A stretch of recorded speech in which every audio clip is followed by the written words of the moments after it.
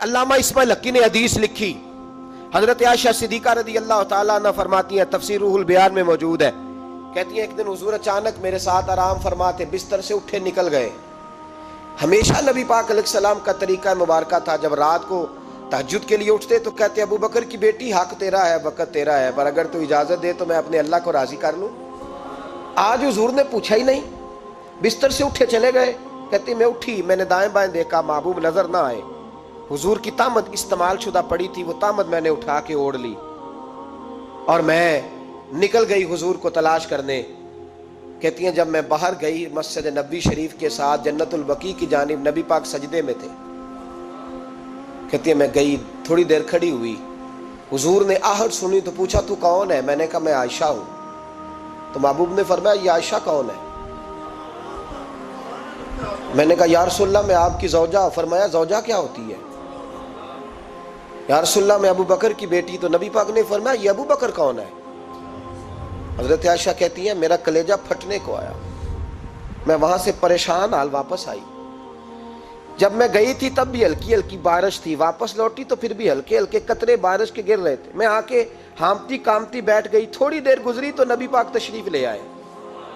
تو حضور صلی اللہ تعالیٰ علیہ وسلم نے مجھے پریشان دیکھا تو کہا عائشہ کیا ہوا؟ کہا حضور آج وہ ہوا ہے جو کبھی نہیں ہوا۔ یا رسول اللہ میں پریشان ہو گئی۔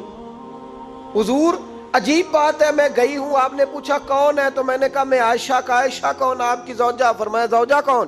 ابو بکر کی بیٹی۔ کا ابو بکر کون؟ اور پھر حضور میں گئی ہوں تو میرے کپڑے بھیگ گئے، آپ آئے ہیں تو کپڑے خشک ہیں، سمجھ نہیں آئی۔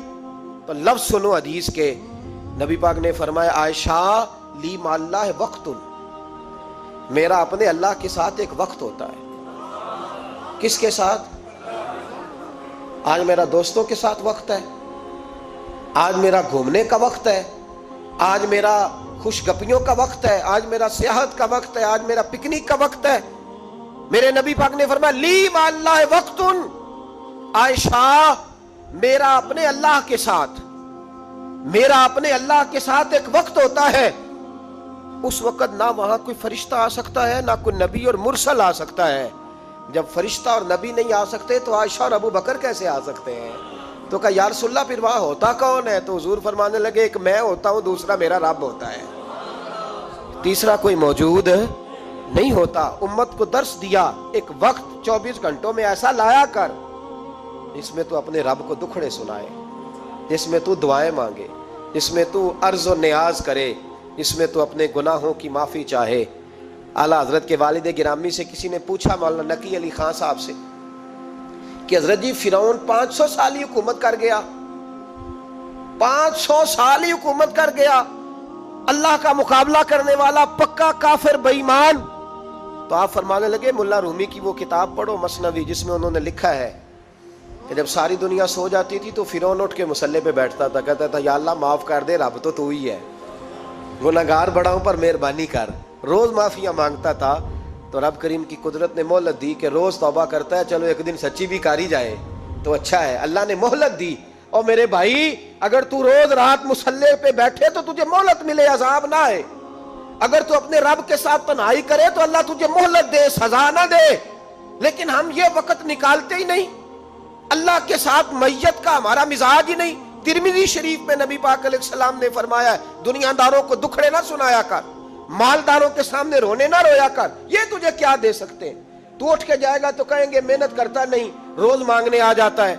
دنیا داروں کو دکھڑے نہ سنا، پر میں دکھ سنا تو اپنے رب کو سنا، اللہ والوں کو سنا، اللہ کے نبی کو سنا۔ اس سے مراد یہ سارے کہا دکھڑے اپنے رب کو سنا۔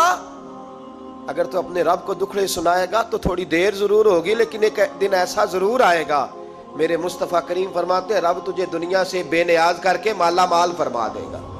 دھوکے کا مزاج نہ بنا، کینچی لے کے نہ گھوم کے کیسے جیب کاٹ سکتی، اللہ کو دکھڑے سنا۔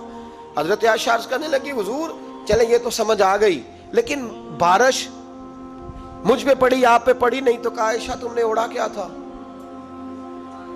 کہا حضور آپ کی طامت۔ فرمایا بارش کوئی نہیں تھی، جب تو نے میری طامت لی تو خدا کی رحمتیں تم پر برسنے لگ گئی۔